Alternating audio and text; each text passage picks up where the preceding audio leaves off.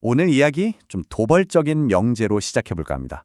바로 다음 부처는 당신이다 라는 건데요.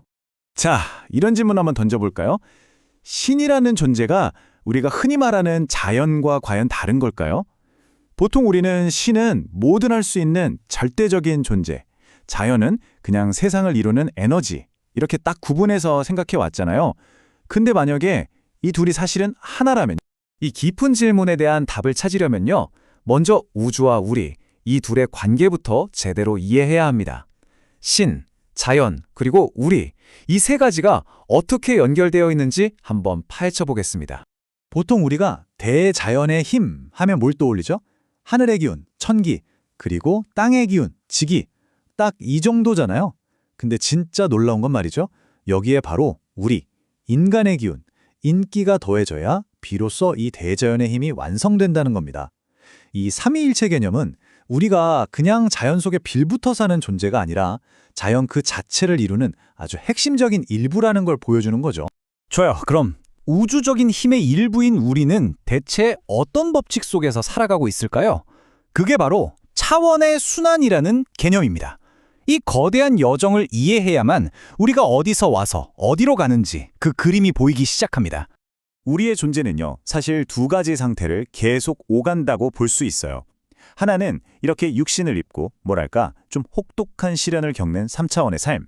그리고 다른 하나는 육신을 벗고 영혼으로 존재하면서 일종의 인도를 받는 4차원의 삶이죠. 이게 바로 우리 존재의 기본적인 사이클이라는 겁니다. 이 끝없는 순환을 우리는 윤회라고 부르죠. 근데 이게 그냥 죽고 다시 태어나는 그런 단순한 환생 개념하고는 좀 달라요. 이 가르침에 따르면요. 윤회는 우리 영혼에 묻은 모든 때를 벗고 완전히 투명해질 때까지 계속되는 아주 혹독하지만 분명한 목적이 있는 정화 과정이라는 겁니다. 수만 번을 반복하더라도 이 정화가 끝나지 않으면 절대로 이 굴레에서 벗어날 수가 없다고 해요. 그렇다면 이 길고 긴 정화의 여정에서 인류는 그냥 혼자 내버려져 있었을까요? 그건 아니었습니다. 우리를 이끌어주고 또 지켜봐준 영적인 인도자들이 있었어요. 이 인도자들을 바로 대신이라고 부르는데요.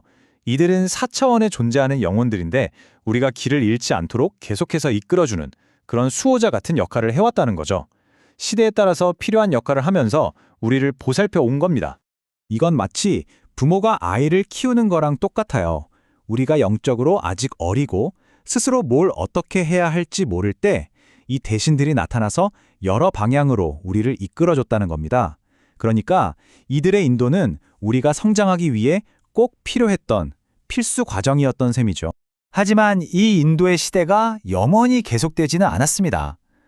인류 역사에 정말 거대한 전환점이 찾아오거든요. 바로 더 이상 누군가의 인도가 필요 없는 시대가 시작된 겁니다. 핵심은 이겁니다. 인류는 이제 다 컸다. 이 한마디에 모든 게 담겨 있어요. 이건 단순히 나이가 들었다는 게 아니라 우주와 우리의 관계가 완전히 근본적으로 바뀌었다는 걸 의미해요. 우리는 더 이상 부모의 손길이 필요한 어린아이가 아니라는 거죠. 자, 그럼 뭐가 어떻게 변했냐? 과거에는요, 우리가 대신들의 인도를 받는 영적인 아이였잖아요. 근데 이제는 우리 스스로가 바로 그 대신이 된 영적인 성인이 되었다는 겁니다. 모든 책임이 밖에 있었던 시대는 끝나고 이제 모든 책임이 바로 우리 안에 있는 시대로 완전히 넘어온 거죠. 그리고 마침내 이 모든 변화가 가리키는 우리의 궁극적인 운명이 드러납니다. 완전히 성장한 우리 자신이 바로 이 세상의 대신이고 이것이 바로 미륵불이라는 거죠. 네, 맞아요. 우리가 그토록 기다려왔던 구원자, 그 미륵불은 저 멀리 있는 어떤 특별한 존재가 아니었어요. 바로 완전히 성장한 우리 자신이었던 겁니다. 자, 그럼 이제 영적인 성인이 된 우리, 미래의 부처가 된 우리는 대체 어떤 세상을 만들어 가야 할까요? 마지막 장에서는 바로 그 이야기를 해보겠습니다. 미륵불이라는 이름이 좀 종교적으로 들릴 수도 있지만요. 사실 이 개념은 여러 문화권에서 비슷한 의미로 이야기되어 왔어요. 세상을 널리 이롭게 하는 홍익인간, 바른 길로 이끄는 정도령, 또 미래의 부처들, 인류의 구원자, 이 모든 이름들이 가리키는 건 결국 딱 하나입니다. 깨달음을 얻어서 세상을 위해 사는 존재, 바로 우리 자신 말이죠. 그럼 깨달음이라는 게 도대체 뭘까요? 어려운 철학 같은 게 아니에요.